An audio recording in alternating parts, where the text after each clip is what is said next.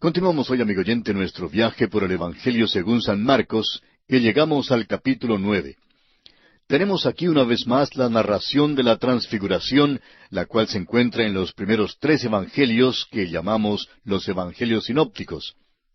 En su narración, Marcos nos dice en detalle que mientras la gloriosa transfiguración se desarrollaba en la cumbre del monte, hubo un fracaso completo al pie del mismo monte. Los discípulos no pudieron echar fuera al demonio de un muchacho. Luego Jesús anuncia una vez más su muerte, y los discípulos discuten en cuanto a quién será el mayor en el reino. Jesús reprocha el ánimo dividido de sus discípulos y les advierte en cuanto al infierno. De modo que podríamos decir que este es otro capítulo bastante cargado de dinamita en este Evangelio de acción. Consideremos, pues, el primer aspecto, la transfiguración. Marcos generalmente es más breve en sus recuentos que los otros evangelistas, pero aquí da el relato más extenso de la transfiguración. Es interesante reflexionar sobre la razón por qué él pondría tanto énfasis sobre este evento.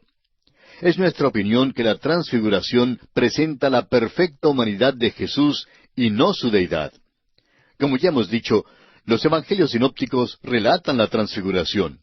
Juan es el único que no incluye este relato en su evangelio. Sin embargo, es el que presenta con mayor énfasis la deidad de Cristo. Usted recordará que en el último versículo del capítulo 16 de Mateo, Jesús dijo, «Hay algunos de los que están aquí que no gustarán la muerte hasta que hayan visto al Hijo del Hombre viniendo en su reino». Hay muchas interpretaciones en cuanto a aquella declaración, pero creemos que es muy claro que nuestro Señor dio aquí una referencia definida a su transfiguración. 2 hombres que estaban allí con él, Pedro y Juan, se refieren más tarde a este evento. En el caso de Pedro, él dice en su segunda epístola y en el capítulo 1, los versículos 16 al 18, «Porque no os hemos dado a conocer el poder y la venida de nuestro Señor Jesucristo siguiendo fábulas artificiosas, sino como habiendo visto con nuestros propios ojos su majestad. Pues cuando Él recibió de Dios Padre honra y gloria, le fue enviada desde la magnífica gloria una voz que decía, Este es mi Hijo amado, en el cual tengo complacencia. Y nosotros oímos esta voz enviada del cielo cuando estábamos con Él en el Monte Santo». Pedro está diciendo que fueron testigos presenciales del poder y de la venida de nuestro Señor Jesucristo. ¿Cuándo? En la transfiguración. Leamos ahora el primer versículo de este capítulo 9 del Evangelio según San Marcos. También les dijo, «De cierto os digo que hay algunos de los que están aquí que no gustarán la muerte hasta que hayan visto el reino de Dios venido con poder».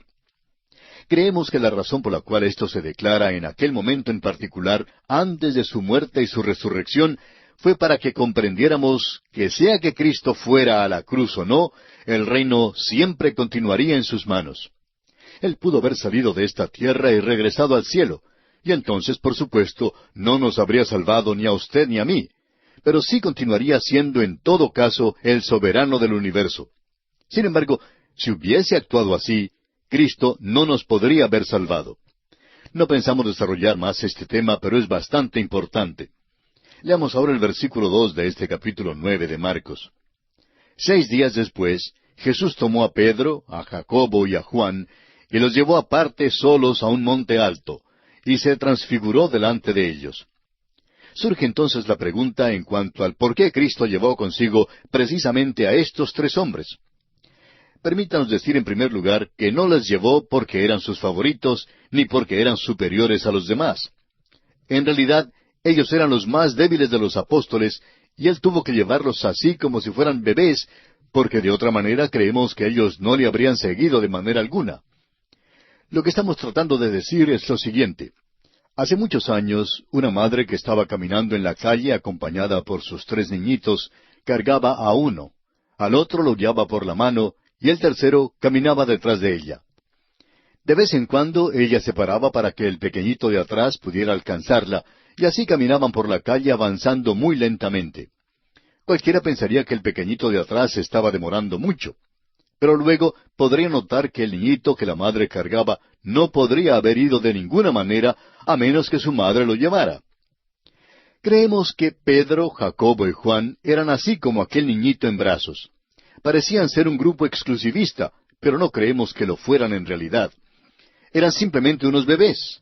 Creemos que Jesús los tuvo que llevar y que eso es exactamente lo que hace según este pasaje.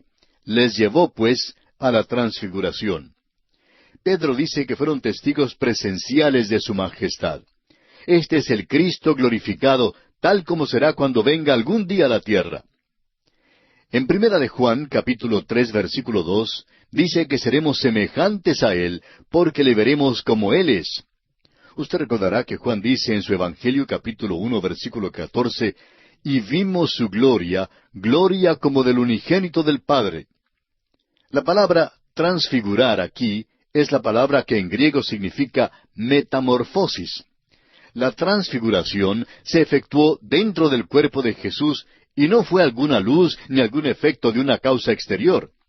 La transfiguración fue la luz que resplandeció desde adentro. La transfiguración enseña por eso la humanidad perfecta de Jesús y no su deidad. Y esta es la razón por qué Juan no hace mención de ella mientras enfatiza la deidad de Jesucristo. Leamos ahora el versículo 3 de Marcos capítulo 9.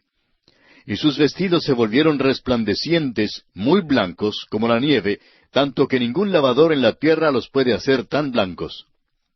Ahora sus vestidos se volvieron blancos.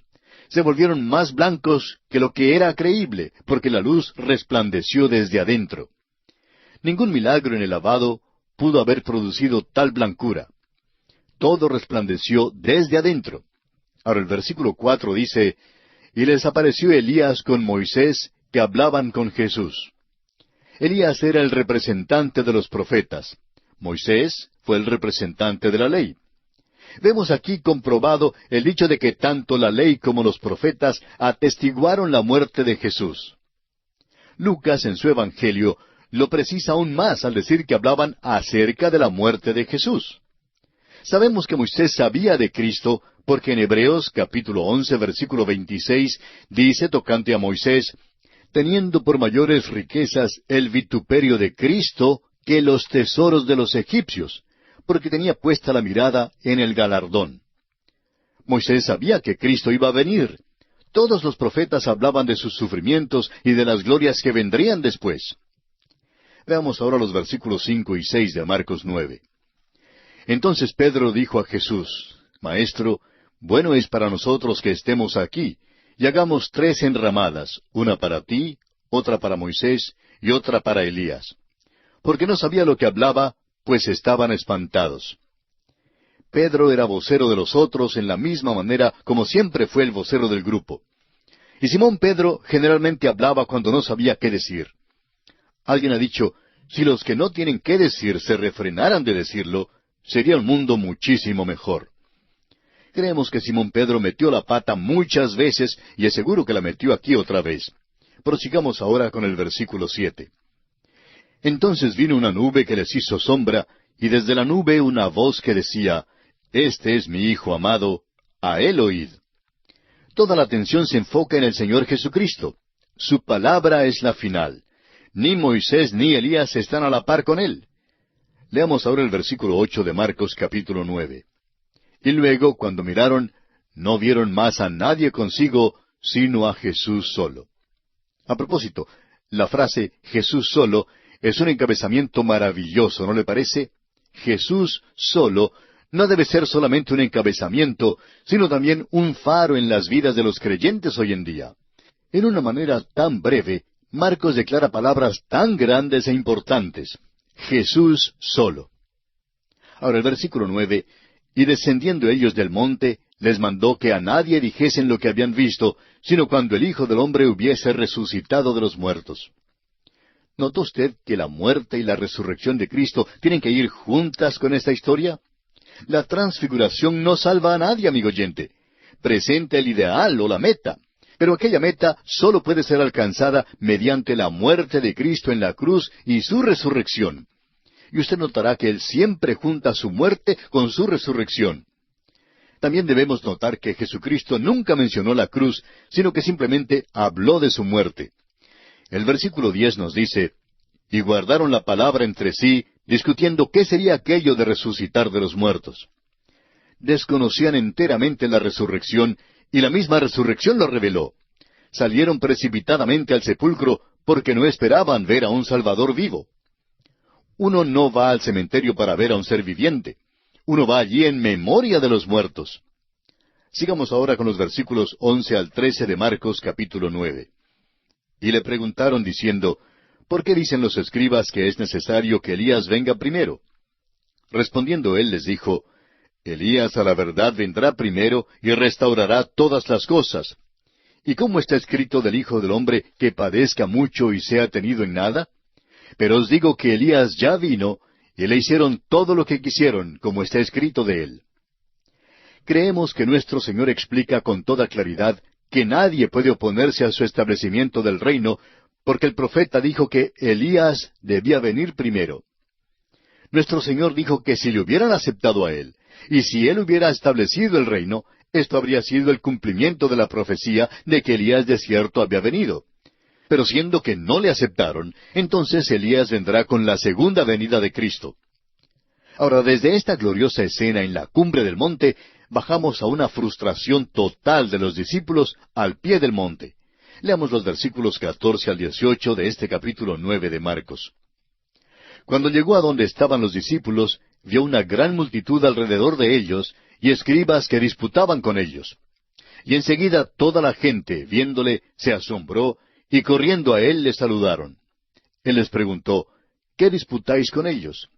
Y respondiendo uno de la multitud dijo, Maestro, traje a ti mi hijo, que tiene un espíritu mudo, el cual donde quiera que le toma le sacude, y echa espumarajos, y cruje los dientes, y se va secando. Y dije a tus discípulos que lo echasen fuera, y no pudieron. Este realmente es un cuadro del reino hoy en día. El Señor Jesús ya se ha ido a la presencia del Padre y está allí en su cuerpo glorificado. Sus apóstoles están allí con Él. Ya se han ido, y hoy en día la mayor parte de la iglesia se ha ido también. Moisés y Elías están allí. Allí está ahora el monte de la transfiguración. Es el cielo hoy en día. Pero mire usted esta pobre tierra de hoy y vea sus problemas. Este cuerpo manifiesta una tierra insensata. Creemos que si pudiéramos irnos y mirar la tierra y verla como Dios la ve, y probablemente como los ángeles también la ven, llegaríamos a la conclusión de que el hombre que vive en la tierra se ha enloquecido. Parece ser endemoniado por su manera de portarse y por su manera de hacer las cosas. Lo triste en esta historia es que el hombre trajo al muchacho y los discípulos no pudieron hacer nada. Y lo trágico de esta hora en que vivimos es que la iglesia está desesperada ante la presencia de un mundo necesitado. Ahora mismo la iglesia se está esforzando con desesperación y la iglesia organizada protesta y marcha y se involucra en todo tipo de cosas, y los del mundo realmente critican a la iglesia porque creen que debe involucrarse más. Pero ese no es nuestro negocio. Debemos tener el poder para ayudar a un pobre muchacho endemoniado hoy en día. Debemos poder ayudar a los hombres hoy presentándoles a un Salvador que les hará racionales y que les traerá a una relación correcta con Dios. Lamentablemente, amigo oyente, lo mismo tiene que decirse en cuanto a la iglesia. Y no pudo. Los discípulos no pudieron y nosotros tampoco podemos. Y respondiendo él les dijo en el versículo 19, Oh generación incrédula, ¿hasta cuándo he de estar con vosotros? ¿Hasta cuándo os he de soportar? Traédmelo. ¡Qué declaración más maravillosa! ¡Traédmelo! Tratamos de hacer todo menos traer a los perdidos a Jesucristo. Ahora los versículos 20 al 22 del capítulo 9 de Marcos dicen, Y se lo trajeron, y cuando el Espíritu vio a Jesús, sacudió con violencia al muchacho, quien cayendo en tierra se revolcaba, echando espumarajos. Jesús preguntó al padre, ¿cuánto tiempo hace que le sucede esto? Y él dijo, desde niño. Y muchas veces le echan en el fuego y en el agua para matarle. Pero si puedes hacer algo, ten misericordia de nosotros y ayúdanos. Este caso, amigo oyente, es muy malo. Pero no lo consideramos tan malo como el caso del endemoniado que vivía en los sepulcros en Gadara, porque aquel ya era un hombre formado y había sido poseído por los demonios toda su vida. Este era un muchacho, pero su caso habría sido tan malo, si no peor, que el hombre de Gadara, si hubiera permanecido en su triste condición. Este padre, pues, simplemente se abandona a la merced del Señor Jesús con esta terrible desgracia. Y cuando uno confía así en el Señor Jesús, amigo oyente, Él entonces hace algo para ayudarnos. Veamos ahora el versículo 23. Jesús le dijo, si puedes creer, al que cree, todo le es posible. El pensamiento aquí es que Jesús se dirigió al Padre y le pidió que creyera. Ahora, ¿podría haber sido responsable el Padre de alguna manera por la condición del muchacho? No es una cuestión de que el hombre haga algo. El Señor Jesús es quien puede hacerlo todo. Pero, ¿qué del hombre? Jesús le dijo que al que cree, todo le es posible. Y leemos en el versículo 24, e inmediatamente el padre del muchacho clamó y dijo, creo, ayuda mi incredulidad. Aquí vemos un ruego desesperado de fe. Y leamos ahora desde el versículo 25 hasta el 29 de Marcos capítulo 9, que dicen, y cuando Jesús vio que la multitud se agolpaba, reprendió al espíritu inmundo, diciéndole, espíritu mudo y sordo, yo te mando, sal de él, y no entres más en él. Entonces el espíritu, clamando y sacudiéndole con violencia, salió, y él quedó como muerto, de modo que muchos decían, está muerto. Pero Jesús, tomándole de la mano, le enderezó y se levantó. Cuando él entró en casa, sus discípulos le preguntaron aparte, ¿por qué nosotros no pudimos echarle fuera? Y les dijo, este género con nada puede salir sino con oración y ayuno. Aquí surge la pregunta de si este no es también un caso en que el Señor levanta a un muerto. Opinamos que lo es, pero no deseamos forzar mucho este punto. Ahora, en la contestación del Señor a sus discípulos, encontramos que la palabra ayuno no se encuentra en los mejores manuscritos y creemos que el énfasis es más bien sobre la oración. Y hoy en día, amigo oyente, la iglesia está débil porque no está orando como debe hacerlo. Y pasamos al siguiente aspecto en consideración en este capítulo 9 de San Marcos. Leamos los versículos 30 al 32. Habiendo salido de allí, caminaron por Galilea, y no quería que nadie lo supiese, porque enseñaba a sus discípulos y les decía, el Hijo del Hombre será entregado en manos de hombres y le matarán, pero después de muerto resucitará al tercer día. Pero ellos no entendían esta palabra y tenían miedo de preguntarle. Note usted que Jesucristo siempre unía su muerte a su resurrección. Pero aparentemente sus discípulos no comprendieron por completo este asunto de ser levantado de los muertos. Aquí está hablando de su propia muerte por ellos, y uno pensaría que estos hombres habrían hecho por lo menos una pregunta en cuanto a esto. En cambio, vemos que se atrevieron a discutir en cuanto a quién sería el mayor en el reino cuando Jesús apenas acababa de anunciar su muerte. Debieron avergonzarse de su conducta, ya que esta no era la primera vez que Cristo les había anunciado su muerte y su resurrección. Sin embargo, todavía no le comprenden.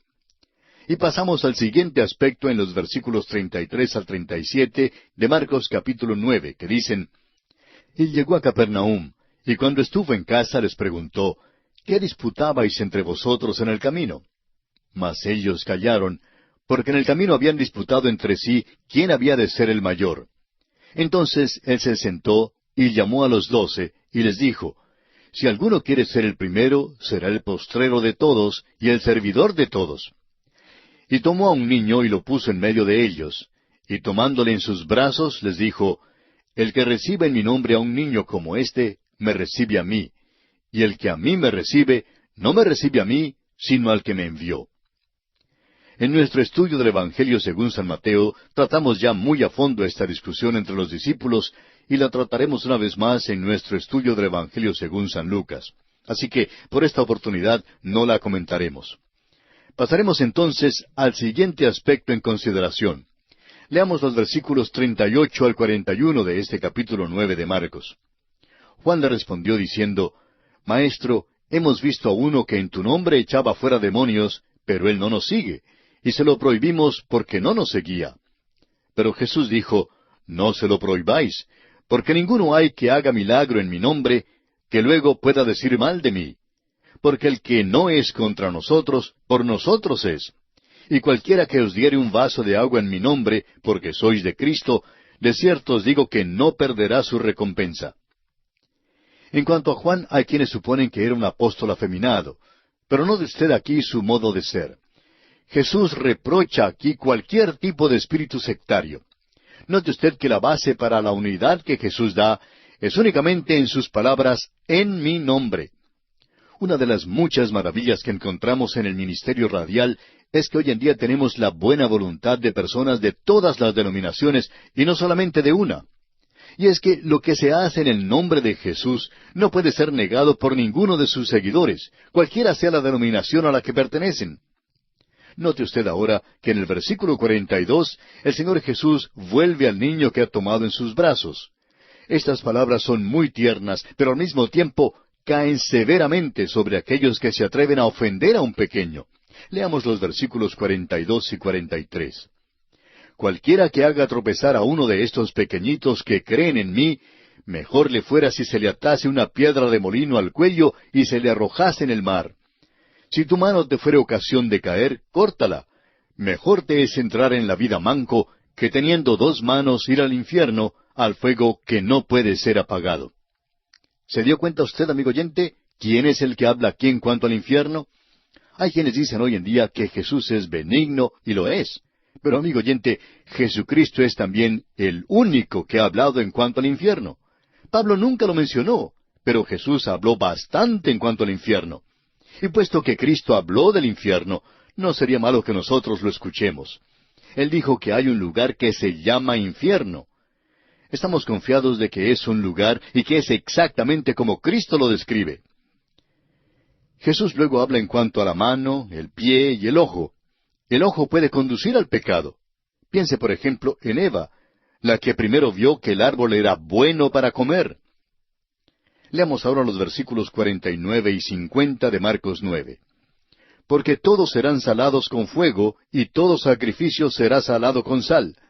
Buena es la sal, mas si la sal se hace insípida, ¿con qué la sazonaréis?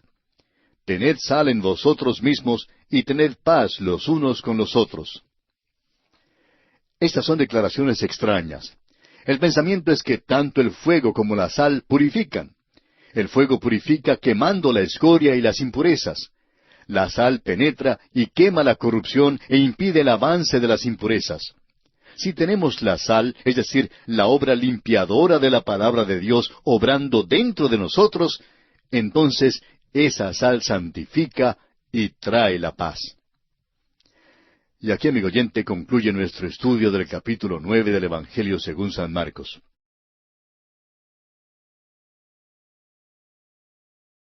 Continuamos, amigo oyente, nuestro recorrido por el Evangelio según San Marcos. Nos corresponde hoy en nuestro estudio comenzar con el capítulo 10. En este capítulo Jesús habla sobre el matrimonio y el divorcio. Bendice a los niños. Ama al joven rico, pero amonesta a los discípulos que no amen las riquezas. Anuncia su muerte una vez más.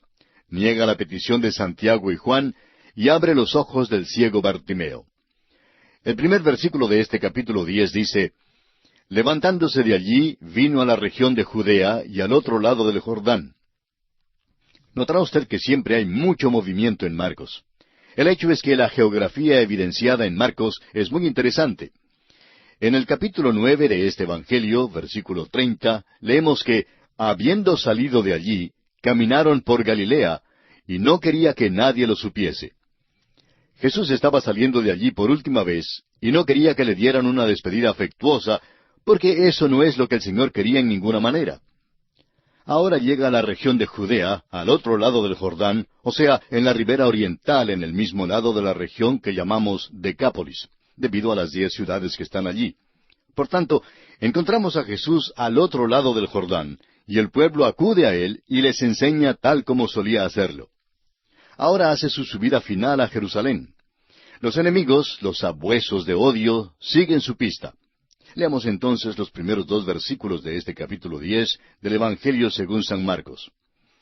Levantándose de allí, vino a la región de Judea y al otro lado del Jordán, y volvió el pueblo a juntarse a él, y de nuevo les enseñaba como solía. Y se acercaron los fariseos y le preguntaron, para tentarle, si era lícito al marido repudiar a su mujer. Es necesario comprender aquí que ellos no le hacen esta pregunta porque quisieran una contestación.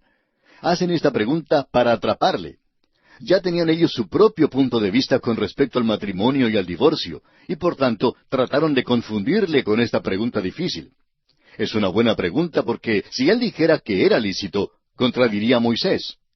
Esta pregunta fue realmente un punto en disputa de gran interés actual en ese entonces, porque Herodes había repudiado a su mujer y se había casado con la esposa de su hermano Felipe, y Juan el Bautista había sido decapitado por hablar en contra de esto. Por otra parte, si Jesús contestaba diciendo que no era lícito, no solo estaría en contradicción con Moisés, sino que también le traería en conflicto con Herodes. Pero la muerte de Jesús no iba a ser resuelta sobre este punto. Es muy importante que veamos esto. Ahora note usted el método de Jesús. Este siempre había sido su método y es un método muy bueno. Leamos los versículos 3 y 4 de este capítulo 10 de San Marcos. Él respondiendo les dijo, ¿qué os mandó Moisés? Ellos dijeron, Moisés permitió dar carta de divorcio y repudiarla. Jesús contraatacó con una pregunta y él sabía lo que ellos tendrían que decir como respuesta. Allá en Deuteronomio 24, 1 y 2, la ley mosaica declaraba, cuando alguno tomare mujer y se casare con ella, si no le agradare por haber hallado en ella alguna cosa indecente, le escribirá carta de divorcio y se la entregará en su mano y la despedirá de su casa. Y salida de su casa podrá ir y casarse con otro hombre. Como podemos ver, Moisés permitió el divorcio. Y parece que lo permitió por razón de una excusa bastante débil. Ahora, en realidad, no fue el propósito de Moisés, ni el designio de Dios, que un hombre o una mujer se divorciara por alguna excusa tan insignificante. En realidad, con el tiempo llegaron a interpretar esta ley en el sentido de que si una mujer dejaba quemar el pan, pues esa era excusa suficiente para el divorcio. Ahora, nuestro Señor vuelve a lo que es realmente esencial, y es importante que nosotros veamos esto. Cambia esta discusión sobre el divorcio en una discusión sobre el matrimonio. Y hoy en día debemos hablar más sobre el matrimonio que sobre el divorcio. Muchos preguntan, hermano, ¿qué le parece? ¿Es este o aquel un motivo como para obtener el divorcio? Cuando algunos jóvenes quieren casarse, nunca hablan con el predicador. Son muy pocos los que vienen para decir, ¿cuál es el propósito para el matrimonio? Simplemente vienen para decirle al pastor que se quieren casar, pero no tienen ningún interés en averiguar si el pastor aprueba su matrimonio o no. Su única pregunta es si los casará. Lo importante que debemos notar aquí es que Jesús va a discutir el asunto del matrimonio con los fariseos. Note usted cómo nuestro Señor maneja las cosas. Da la razón para el permiso del divorcio. Fue por causa del pecado que Dios otorgó el divorcio bajo la ley mosaica. Leamos los versículos 5 al 9 de este capítulo 10 de Marcos. Y respondiendo Jesús les dijo, por la dureza de vuestro corazón os escribió este mandamiento, pero al principio de la creación, varón y hembra los hizo Dios. Por esto dejará el hombre a su padre y a su madre, y se unirá a su mujer, y los dos serán una sola carne. Así que no son ya más dos, sino uno. Por tanto, lo que Dios juntó, no lo separe el hombre. Lo que Jesús está diciendo aquí vuelve a los fariseos al ideal de Dios en la creación antes que el pecado entrara en el mundo. El divorcio no estaba en el plan de Dios ni en su programa en aquel entonces. Tenía en consideración algo mucho mejor para el hombre. También se puede decir que el asesinato no estaba en el plan de Dios, pero los asesinatos han sido perdonados. El divorcio es un pecado, pero los que se divorcian pueden ser perdonados. Y creemos sinceramente que bajo ciertas circunstancias los divorciados pueden volver a casarse, amigo oyente, y creemos que este es un punto de vista bíblico. No entendemos por qué perdonamos a un asesino, pero con tanta frecuencia rehusamos perdonar a un divorciado. Nos portamos casi como si un divorciado hubiera cometido el pecado imperdonable. Los que se salvan después de obtener un divorcio no deben ser objeto de afrenta mayor a la de cualquier otro pecador que haya sido salvado. Esto incluye a usted y a mí, amigo oyente. Todos somos pecadores que hemos sido salvados por la gracia de Dios. Sucede que el divorcio es el pecado de algunos. Lo que dice acá en esta sección es que el matrimonio es un lazo más fuerte que el del padre y su hijo. A un niño se le puede negar, pero el matrimonio solo puede ser roto por la infidelidad. Este discurso tiene que ver más con el matrimonio que con el divorcio. Jesús indica aquí que el matrimonio es algo que Dios hace, Dios une a una pareja. Este fue el designio original del Creador. Cualquier violación de esto es pecado, pero no constituye el pecado imperdonable. De eso estamos seguros. Y quisiéramos decir aquí que hoy en día oímos hablar tanto en cuanto a ciertos porcentajes. En el sur del estado de California, en los Estados Unidos, por ejemplo, se dice que mucho más del 50%, y se dice que hasta el 80% de los que se casan son personas que han sido divorciadas. Y esto se cita como una proporción entre divorcios y matrimonios. La pregunta básica en esto, amigo oyente, no es simplemente si es malo obtener un divorcio, sino más bien si es malo casarse. Nos parece que le estamos poniendo candado a la caballeriza después que el caballo se ha ido. Hay quienes se casan cuando en realidad no debieran casarse. Y este es el problema. El pecado lo constituye el hecho de que se hayan casado. Amigo cristiano, usted que cree en Jesucristo debe pensarlo bien antes de casarse. El matrimonio es algo que Dios quiere arreglar para usted si es que usted le permite hacerlo. Leamos ahora los versículos 10 al 12 de Marcos 10. En casa volvieron los discípulos a preguntarle de lo mismo, y les dijo, cualquiera que repudia a su mujer y se casa con otra, comete adulterio contra ella. Y si la mujer repudia a su marido y se casa con otro, comete adulterio. Esta es la declaración más firme contra el divorcio que se encuentra en toda la Escritura. Ahora, ¿cómo debe ser interpretada? Toda la Escritura sobre el divorcio debe ser juntada y considerada antes de llegar a una conclusión propia. El pasaje análogo en Mateo menciona la fornicación como el único motivo para el divorcio. Ahora, ¿por qué omitió esto Marcos? Marcos estaba escribiendo a los romanos, quienes no conocían la ley mosaica, mientras que Mateo estaba escribiendo a los israelitas que tenían la ley de Moisés en cuanto al divorcio y la conocían bien. De modo que se debe considerar este asunto a la luz de todo esto. El apóstol Pablo, en su carta a los Romanos, capítulo 7, versículo 2, dice, porque la mujer casada está sujeta por la ley al marido mientras éste vive, pero si el marido muere, ella queda libre de la ley del marido. Este pasaje no se aplica al problema del divorcio hoy en día. El sistema mosaico castigaba a la esposa o al esposo infiel. Eran ejecutados a pedradas, según Deuteronomio capítulo 22, versículos 22 al 24. Ahora hoy en día no los matamos a pedradas. Si lo hiciéramos, habría pues montones de piedras por todas partes. La verdad es que no podríamos viajar por las autopistas de nuestros países. Según la ley mosaica, un esposo o una esposa que fuera culpable de adulterio podría ser tratado como si hubiera muerto para su cónyuge. La Escritura reconoce un solo motivo para el divorcio y es la infidelidad. La persona inocente queda libre para casarse según estas palabras de Cristo. Y pasamos ahora al siguiente aspecto en este capítulo 10. Jesús bendice a los niños. La discusión sobre el divorcio y la bendición de los niños aparecen juntas tanto en el Evangelio de Mateo como en el de Marcos. Y nos parece que el Espíritu de Dios está tratando de decirnos algo aquí. Los niños, amigo oyente, son el fruto inocente del matrimonio. Y por tanto, un divorcio llega a ser doblemente malo porque causa mucho sufrimiento a los niños que son sus víctimas inocentes. Es asombroso ver el número de jóvenes que se hallan en toda clase de aprietos hoy en día, que proceden de hogares donde los padres se han divorciado. Y eso no es el fruto de alguna casualidad. El divorcio, amigo oyente, es una causa directa de esta tragedia. Veamos ahora los versículos 13 al 16 de Marcos 10. Y le presentaban niños para que los tocase, y los discípulos reprendían a los que los presentaban. Viéndolo Jesús se indignó y les dijo, dejad a los niños venir a mí y no se lo impidáis, porque de los tales es el reino de Dios. De cierto os digo que el que no reciba el reino de Dios como un niño, no entrará en él. Y tomándolos en los brazos, poniendo las manos sobre ellos, los bendecía. Hoy en día esperamos que el pequeñito crezca para que luego haga una decisión de aceptar a Cristo como su Salvador. Nuestro Señor dice que desea que los adultos sean como los pequeños. Oímos hablar tanto hoy en día en cuanto al crecimiento y el desarrollo, y eso es maravilloso después que se llega a ser hijo de Dios.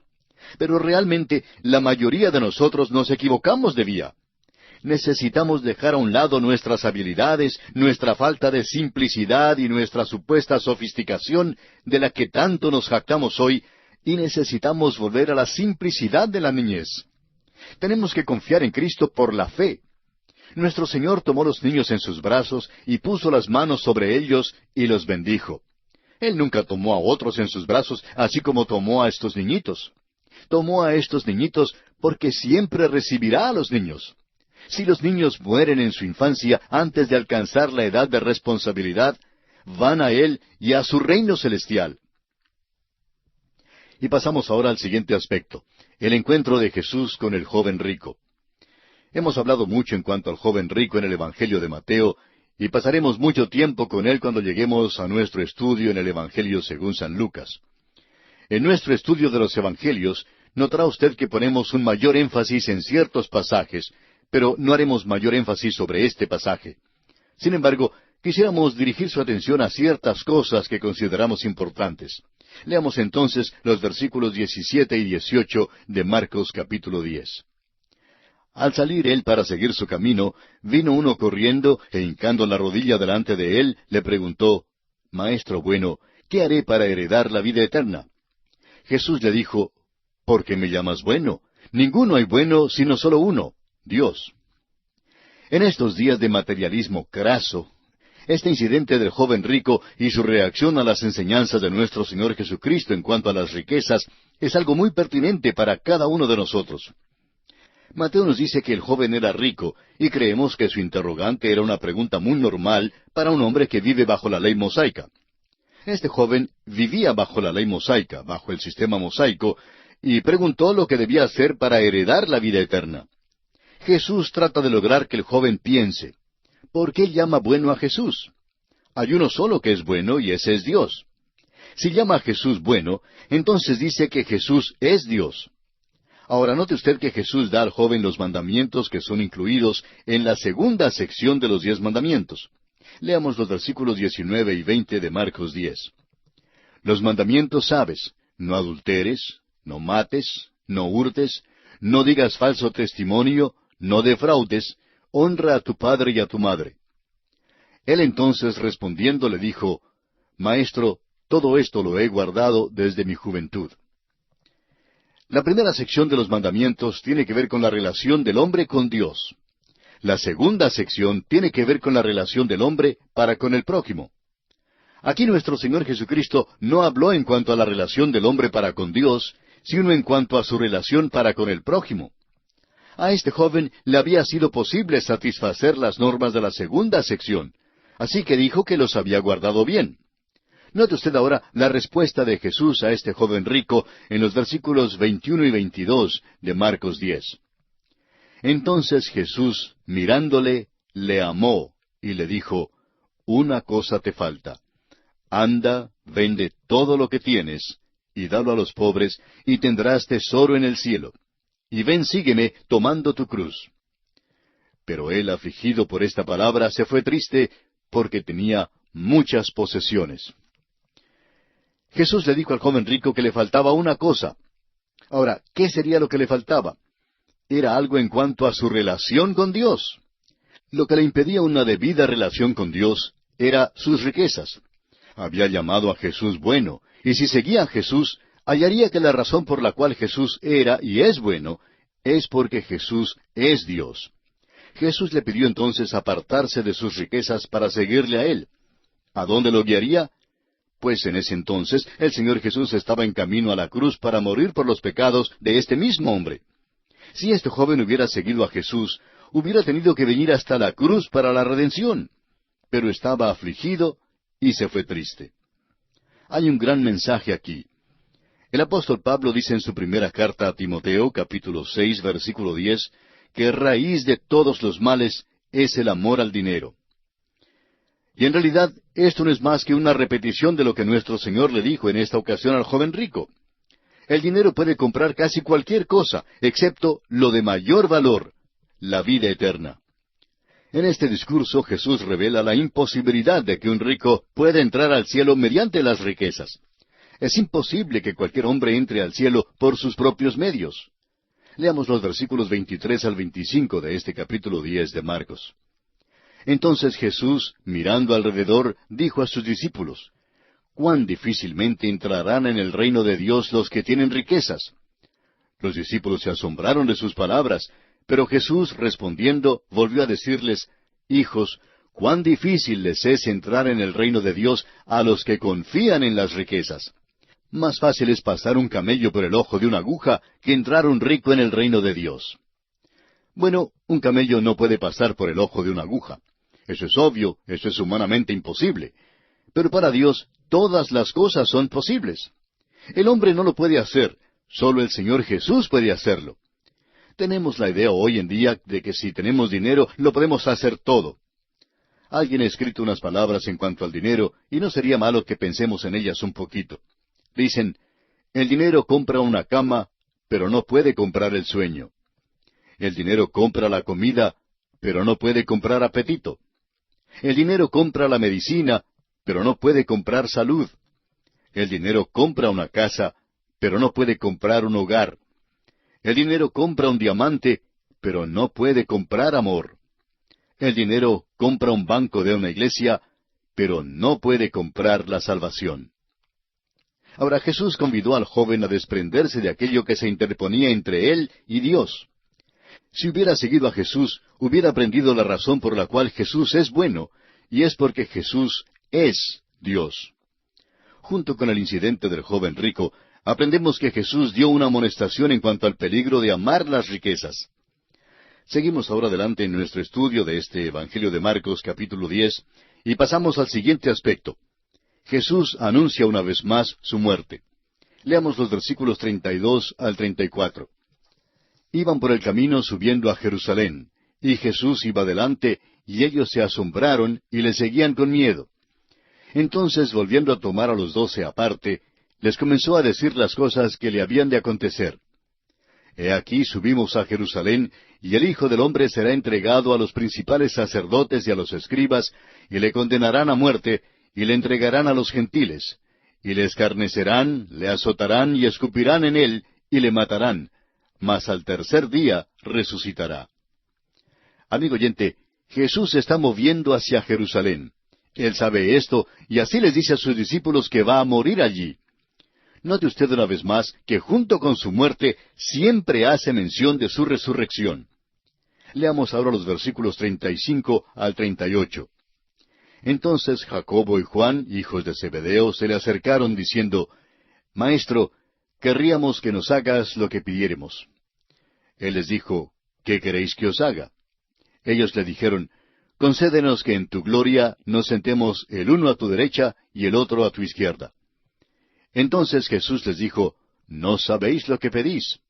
¿Podéis beber del vaso que yo bebo, o ser bautizados con el bautismo con que yo soy bautizado? Como usted recordará, estudiamos este incidente en nuestro recorrido por el Evangelio de San Mateo. La madre había llegado a Jesús y le había pedido este privilegio. Por tanto, cuando Jesús les preguntó si podían ser bautizados con el mismo bautismo que el Señor sufriría, ellos contestaron que sí. Prosigamos con los versículos 39 y 40 de este capítulo 10 de Marcos. Ellos dijeron, «Podemos». Jesús les dijo, «A la verdad del vaso que yo bebo beberéis, y con el bautismo con que yo soy bautizado seréis bautizados. Pero el sentaros a mi derecha y a mi izquierda no es mío darlo, sino a aquellos para quienes está preparado». Sabemos que Santiago llegó a ser mártir. Juan fue exiliado en la isla de Patmos. Tal vez fue martirizado, pero esto no se sabe con seguridad. En nuestro estudio del Evangelio según San Mateo, hablamos en gran detalle en cuanto a la contestación del Señor. Él no dijo que no había un lugar a la diestra ni a la izquierda. Dijo que el lugar no es dado arbitrariamente a cualquiera que Él desee darlo, sino que será dado a aquellos para quienes está preparado. Amigo oyente, el cielo es una dádiva. Lo recibimos gratis. Pero nuestro lugar en el cielo es una recompensa. Tenemos que trabajar para recibirla. La salvación es gratis, pero trabajamos para recibir una recompensa. Si es que usted, amigo oyente, va a recibir una recompensa de Dios, no la recibirá simplemente por estar con las manos cruzadas, ni por quejarse, ni por sentarse en una mecedora. Tendrá que trabajar para poder recibir la recompensa. Quizás sería mejor decir que tiene que dejar que Dios le use y permitir que Él haga su obra en usted, usándolo como instrumento útil. Esto todavía quiere decir que usted tiene que trabajar y no estar ocioso. Los otros 10 discípulos estaban turbados por este incidente y por tanto el Señor tiene que enseñarles otro principio. Y es que el método que el mundo usa no es el método de Dios. El método de Dios es tomar a aquellos que son humildes y que están dispuestos a humillarse para poder servirle y luego ponerlos en lugares de prominencia. El jefe debe ser siervo de todos. Luego en el versículo 45, el Señor declara el principio fundamental de este Evangelio. Leámoslo. Porque el Hijo del Hombre no vino para ser servido, sino para servir y para dar su vida en rescate por muchos. Sí, amigo oyente, Cristo Jesús vino para dar su vida por usted y por mí. Acéptele hoy y sea salvo por toda la eternidad. Que el mismo Dios ponga en su corazón la determinación de hacerlo en este mismo instante.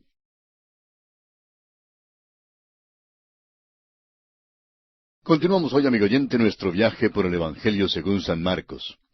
En nuestro programa anterior no alcanzamos a terminar nuestro estudio del capítulo 10 de este Evangelio debido a que nuestro tiempo se agotó. Así es que vamos a considerar ahora el último aspecto en el capítulo 10 del Evangelio según San Marcos. Y para ello le invitamos a leer los versículos 46 al 52, que dicen: Entonces vinieron a Jericó, y al salir de Jericó él y sus discípulos y una gran multitud, Bartimeo el ciego, hijo de Timeo, estaba sentado junto al camino mendigando. Y oyendo que era Jesús Nazareno, comenzó a dar voces y a decir: Jesús, hijo de David, ten misericordia de mí. Y muchos le reprendían para que callase, pero él clamaba mucho más: Hijo de David, ten misericordia de mí. Entonces Jesús, deteniéndose, mandó llamarle, y llamaron al ciego diciéndole: Ten confianza, levántate, te llama. Él entonces, arrojando su capa, se levantó y vino a Jesús. Respondiendo Jesús le dijo: ¿Qué quieres que te haga? Y el ciego le dijo: Maestro, que recobre la vista. Y Jesús le dijo: Vete, tu fe te ha salvado. Y enseguida recobró la vista y seguía a Jesús en el camino. Ya estudiamos este milagro en el Evangelio según San Mateo y lo estudiaremos una vez más en el Evangelio de San Lucas. Hay quienes niegan la infalibilidad de las Escrituras porque no pueden reconciliar aquí los relatos de los Evangelios. Mateo menciona a 2 ciegos, pero Marcos concentra su atención en Bartimeo porque él fue quien habló. Creemos que el crítico que trata de despedazar los recuentos en los Evangelios es el tercer ciego. Es conmovedor pensar que ahora Bartimeo pudo seguir a Jesús con los ojos abiertos. Después de muy pocos días vería a Jesús muriendo en la cruz. Y amigo oyente, quisiéramos preguntarle: ¿es usted ciego? ¿O ha visto también a Jesús muriendo por usted? Le exhortamos entonces que mire y viva eternamente. Y así concluye nuestro estudio del capítulo 10 del Evangelio según San Marcos. Y entramos ahora al capítulo 11. En este capítulo Jesús entra públicamente en Jerusalén, maldice la higuera, limpia el templo, da un discurso sobre la fe y hace callar a los enemigos que dudan de su autoridad. Llegamos ahora a los últimos días en la vida terrenal de nuestro Señor. Hemos dividido este capítulo de la siguiente manera.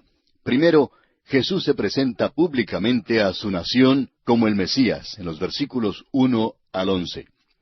En segundo lugar, Jesús maldice la higuera, en los versículos 12 al 14.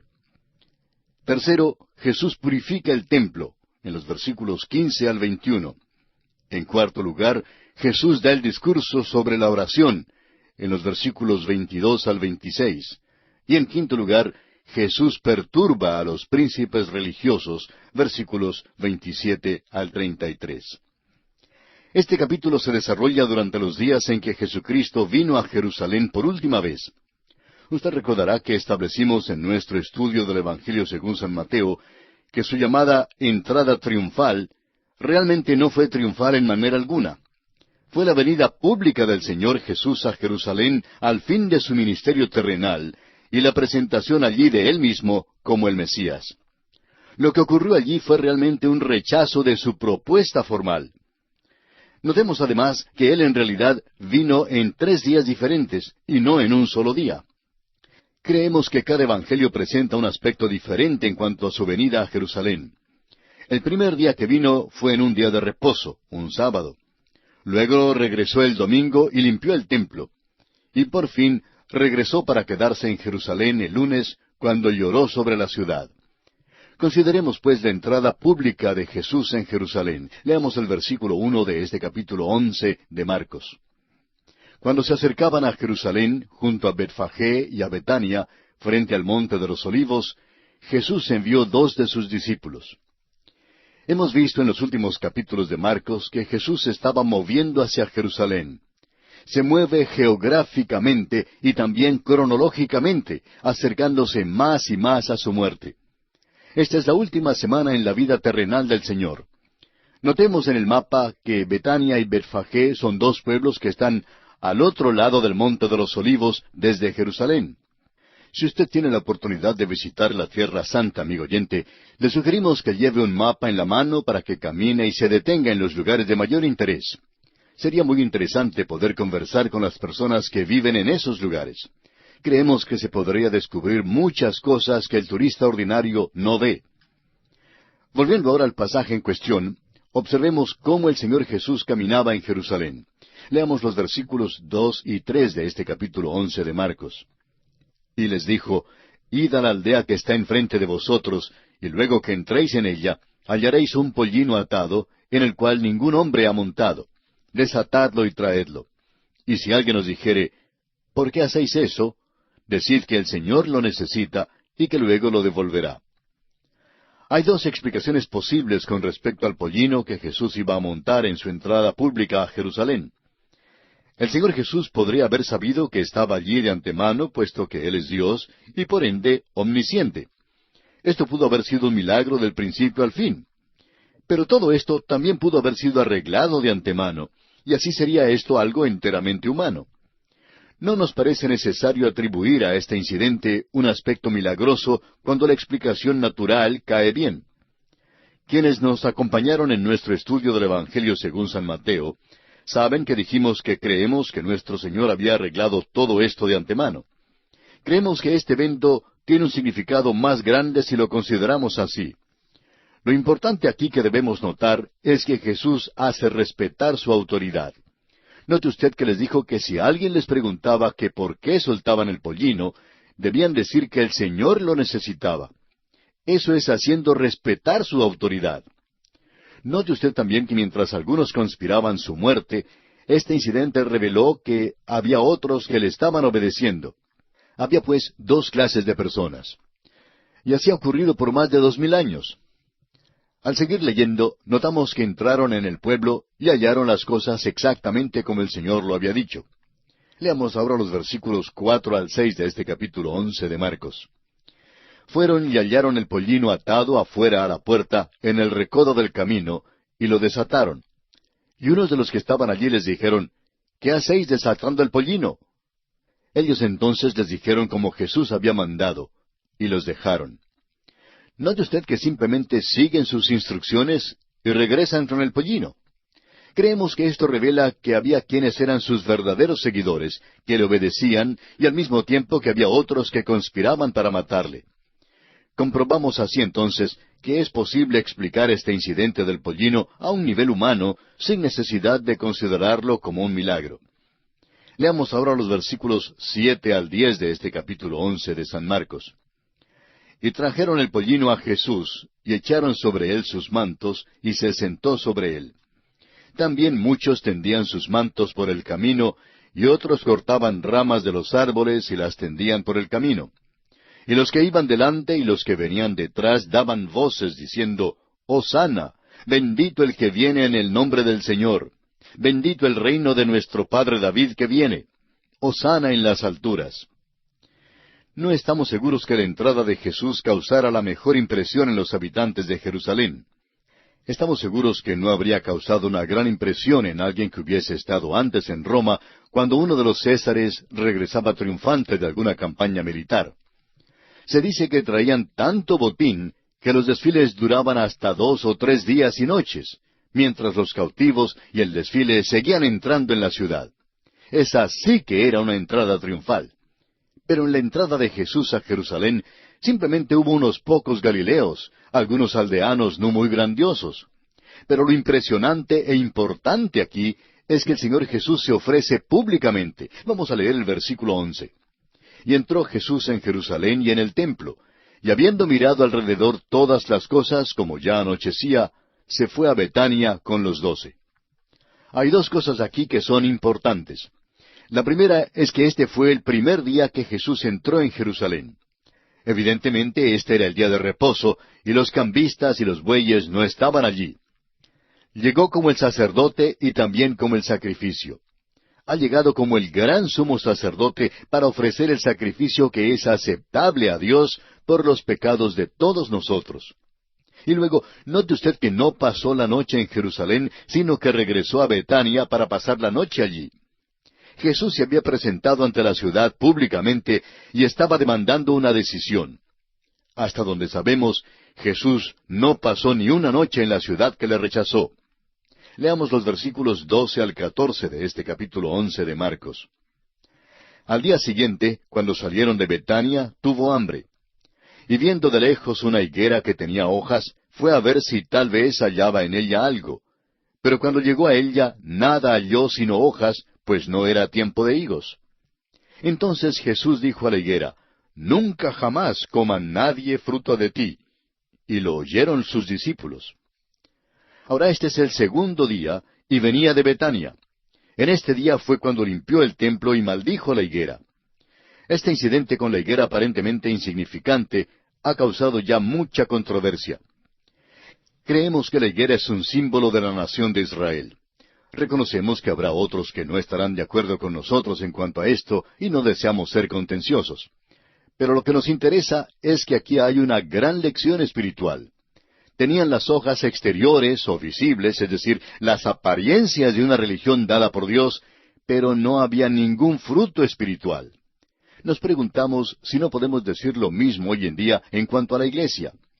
Este fue también el mensaje que fue dirigido a la iglesia de la Odisea. Realmente no tenían nada.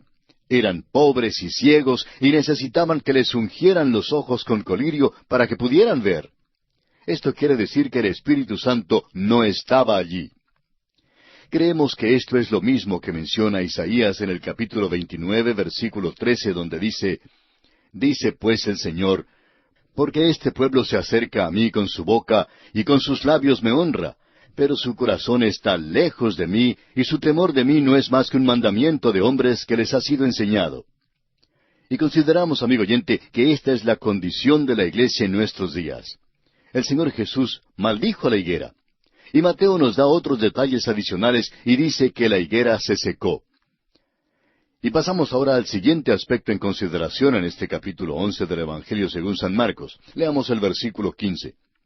Vinieron pues a Jerusalén, y entrando Jesús en el templo, comenzó a echar fuera a los que vendían y compraban en el templo, y volcó las mesas de los cambistas y las sillas de los que vendían palomas.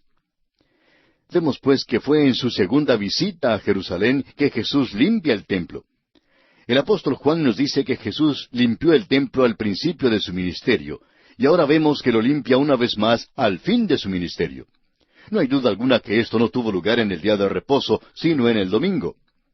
Los cambistas no estaban en el interior del templo. En realidad tenían un lugar en el mercado de valores. Tenían un banco en el mercado de valores y estaban allí para que, cuando los extranjeros llegaran de otros países, pudieran cambiar sus monedas. Los extranjeros no podían usar la moneda del exterior, sino que necesitaban tener la moneda legal del templo. Cuando estos cambistas cambiaban el dinero, claro es que cobraban a los extranjeros un porcentaje. De cierto modo, esto se había organizado para servir, para un buen fin, pero las cosas llegaron a tal extremo que nuestro Señor dijo que el templo había llegado a ser una cueva de ladrones. Llegó a convertirse en un fraude sistematizado de la religión. Y encontramos que siempre existe el peligro en cualquier empresa cristiana. Por eso mismo hay que comprobar si las organizaciones a las que uno ofrenda son buenas o no. Tenemos que admitir que es algo difícil investigar los ministerios radiales, pero si usted, amigo oyente, por alguna razón se encuentra algún día en el sur del estado de California, en los Estados Unidos, nos gustaría que nos visite en nuestras oficinas principales en Pasadena. Nuestras oficinas no son de lujo ni espaciosas. Son muy cómodas y gracias a Dios que no tenemos que pagar alquiler. Siempre tratamos de trabajar de una manera muy económica para poder emplear el dinero en el costo de las transmisiones. Y creemos que es importante que usted sepa esto. Nuestro Señor, pues, limpió el templo. Creemos que Él limpiaría muchos otros templos e iglesias hoy en día. No queremos que Él venga a nuestras oficinas a través de la Biblia con un azote de cuerdas. Sabemos que siempre hay cosas que deben ser desenmarañadas, y sin duda nosotros no somos una excepción. Pero esperamos sinceramente y creemos que estamos glorificando y honrando a nuestro Señor. Llegamos ahora al tercer día, y también al siguiente aspecto en consideración en este capítulo 11 del Evangelio según San Marcos. Leamos los versículos 20 y 21. Y pasando por la mañana, vieron que la higuera se había secado desde las raíces. Entonces Pedro, acercándose, le dijo, Maestro, mira, la higuera que maldijiste se ha secado. Esto hace que nuestro Señor dé su discurso sobre la oración. Los discípulos se maravillaron de la higuera, y esto da origen al discurso del Señor. Y es que la presentación pública de sí mismo como el Mesías no fue una entrada triunfal. Él fue rechazado, y no creemos que debamos usar el término triunfal, porque la verdad es que no es bíblico en ninguna manera. Espere usted hasta cuando algún día le vea llegando en las nubes, y los muertos en Cristo resucitarán primero. Luego nosotros, los que vivimos, los que hayamos quedado, seremos arrebatados juntamente con ellos. Así como dice San Pablo en su primera carta a los Tesalonicenses, capítulo 4, versículos 16 y 17. Verá usted la salida de aquella multitud grande de millones de santos que han vivido durante los últimos 2000 años. Amigo oyente, esa sí será una entrada triunfal. Creemos que tendrá lugar durante un largo período de tiempo. El arrebatamiento o rapto de su iglesia, la iglesia del Señor, los redimidos por la sangre de Cristo, será en un momento, en un abrir y cerrar de ojos. Pero, amigo oyente, esa procesión triunfal será larga y ha de viajar mucho. Él va a guiarla a un nuevo lugar, a una nueva creación. No será simplemente un viaje a la luna, sino a la nueva Jerusalén. ¡Qué cosa más gloriosa será aquella! Eso sí será triunfal. Y ahora el versículo 22 dice, respondiendo Jesús les dijo, tened fe en Dios. Es interesante notar que este discurso sobre la oración de fe resultó de la observación que hizo Pedro sobre la higuera maldecida. Y es que el primer paso de la oración, amigo oyente, tiene que ser la fe en Dios. El escritor a los Hebreos declaró este mismo principio en su carta, capítulo 11, versículo 6, diciendo, pero sin fe es imposible agradar a Dios, porque es necesario que el que se acerca a Dios crea que le hay, y que es galardonador de los que le buscan. Si usted, amigo oyente, no cree en Dios, entonces el escéptico tiene mucha razón cuando dice que la oración es un loco hablándose a sí mismo. Tenga fe en Dios. Este es el primer paso. Volviendo ahora al capítulo 11 de Marcos, leemos en el versículo 23, porque de cierto os digo que cualquiera que dijere a este monte, quítate y échate en el mar, y no dudare en su corazón, sino creyere que será hecho lo que dice, lo que diga le será hecho. Este es un versículo que es mal comprendido hoy en día. El cristiano no debe quitar y echar literalmente los montes, pero sí necesita el poder de lo alto para el vivir diario y para encarar las montañas de cuidados y problemas. Por eso, el apóstol Pablo oró en su carta a los Efesios, capítulo 3, versículo 16, diciendo, para que os dé, conforme a las riquezas de su gloria, el ser fortalecidos con poder en el hombre interior por su espíritu. No ore usted por mí, amigo oyente, para que yo pueda mover montes físicos. En realidad no vemos la utilidad de mover montes físicos. El Señor no está hablando en cuanto a esto. Quisiera decirle con toda franqueza que me gustaría ser fortalecido con poder en el hombre interior por el Espíritu. Eso, amigo oyente, sería mucho más grande que el mover un monte. Eso es lo importante, y es de eso en realidad que Jesús habla aquí. Pero les da esta ilustración visible de los montes para que ellos vean lo que la oración puede lograr. Leamos ahora el versículo 24 de Marcos capítulo 11. Por tanto, os digo que todo lo que pidiereis orando, creed que lo recibiréis, y os vendrá. El versículo 22 dice, «Tened fe en Dios». Eso no le da a usted la habilidad ni el poder para mover montañas, ni salir con sus peticiones o sus deseos egoístas. Tenga fe en Dios, amigo oyente, para que la voluntad de Dios se cumpla en su vida. Continuemos con los versículos 25 y 26 de Marcos capítulo 11. «Y cuando estéis orando, perdonad si tenéis algo contra alguno, para que también vuestro Padre que está en los cielos os perdone a vosotros vuestras ofensas. Porque si vosotros no perdonáis, tampoco vuestro Padre que está en los cielos os perdonará vuestras ofensas». Aquí hay una condición que se tiene que satisfacer antes que la oración sea oída y contestada. Un espíritu que no perdona pondrá en cortocircuito el poder de la oración, y esto es muy importante recordar. Dios nos perdona por amor de Jesucristo, según lo indica Efesios 4:32. Esa es la única manera en que podemos ser salvos. Pero si usted y yo, amigo oyente, vamos a tener poder en nuestras vidas, tenemos que perdonar. Esto es muy importante. Prosigamos ahora con los versículos 27 y 28, que nos conducen al siguiente aspecto en consideración en este capítulo 11 del Evangelio según San Marcos. Volvieron entonces a Jerusalén, y andando él por el templo, vinieron a él los principales sacerdotes, los escribas y los ancianos, y le dijeron, «¿Con qué autoridad haces estas cosas? ¿Y quién te dio autoridad para hacer estas cosas?» Note usted, amigo oyente, que todavía le siguen estos sabuesos de odio. Le resisten a cada instante. Disputaban su autoridad. Ellos eran los príncipes religiosos, los representantes autorizados de la religión en aquel tiempo.